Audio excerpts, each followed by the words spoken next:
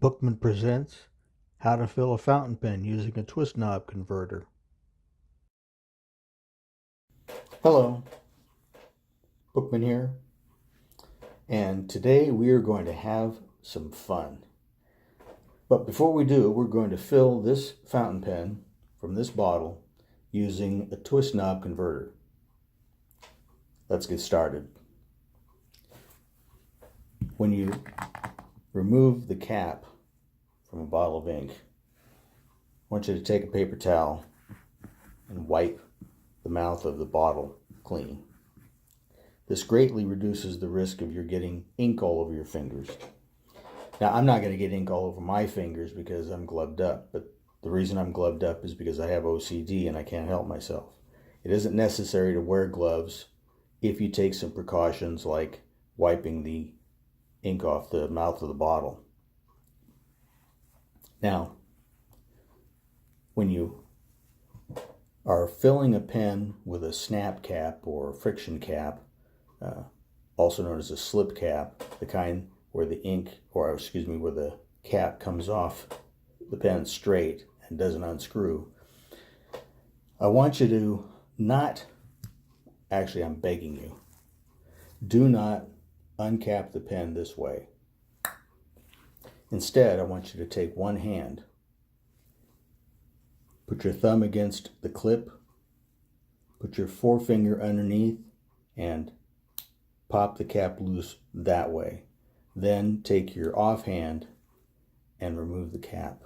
And the reason I want you to do it that way is because when you pop the cap with two hands like this, there's too great a risk that you're going to have that pen come out at an angle and scrape the side of the nib on the inside of the cap.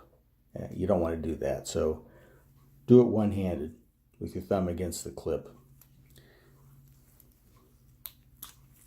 After you get the cap off, post it on the back of the pen. And we do that because we're going to lay the barrel and the cap aside in a minute, and the barrel will roll off the table, or is very likely going to roll off unless you attach the cap.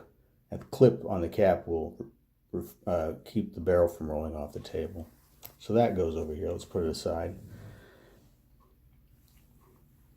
Now we're going to fill this twist knob converter. I'm going to grab another converter for a minute because this one is cloudy. As you can see, there's nothing in it. That's just a cloudy plastic wall. But let's use this one. This is a Waterman converter. Inside the fill chamber is a piston. It's all the way down at the bottom now. You can see the stem going through the middle of the fill chamber. And when you twist the knob clockwise, it brings the piston up to the top. You go all the way up to the top until the knob stops, and then you send it back down in the other direction, and the piston goes down to the bottom toward the nib and the feed. And we do that because when you bring ink in, it's coming into a fill chamber that's got an air bubble at the top. You will always have an air bubble to start off with. And when you send the piston back down toward the bottom, it pushes out not only all the ink, but some of the air. And every time you push that piston all the way down to the bottom, you push out a little more air and you make room for more ink. So we do this 3 times. We raise the piston up to the top 3 times, push the air out twice. So let's get started. When you put the nib into the bottle of ink, you want to completely submerge the nib and the feed in the ink. So make sure that you have the ink level inside the bottle go at least as far as the bottom of the grip. You want it to go up onto the grip, and then you guarantee that you've got your nib and your feed completely submerged. You need to do that in order to make sure you get a good fill. So let's turn the knob clockwise, and bring the piston up to the top, and with it some ink. Counterclockwise, it pushes the piston all the way down at the bottom. Ink goes out, but so does air. One more trip up, more ink, less air. Down toward the bottom, another batch of air is kicked out, and now we will get a decent fill of ink in the fill chamber. You're done. You could also do it a couple more times. You could, 4 or 5 times is not overdoing it, and you get more air out that way. But we've got enough for what we want to do, which is put the pen back together again and get out of this video. I want you to get on with your life. I don't have anything better to do, but you do. When you're done filling, take the cap and put it back on the bottle of ink, because this is a stupid spill to have at this point when it's easily preventable. Just put the cap back on, put the bottle aside. Now you want to wipe the grip off. You put ink onto the grip on purpose. Now it's time to wipe it off.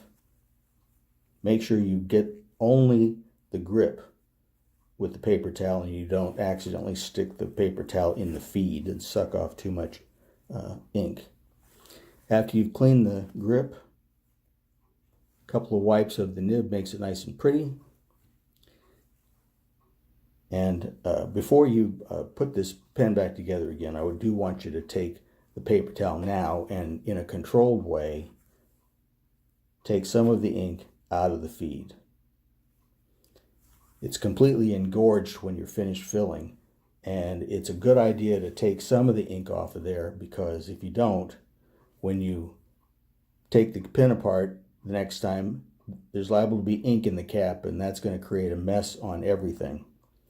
So we're done filling now. We're going to put the pen back together again.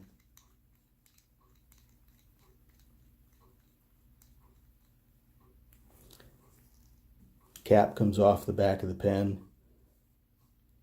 Carefully put it back on, snap it into place, and you're done. That's it for today. Thank you very much for watching. See you next time. Thanks for watching.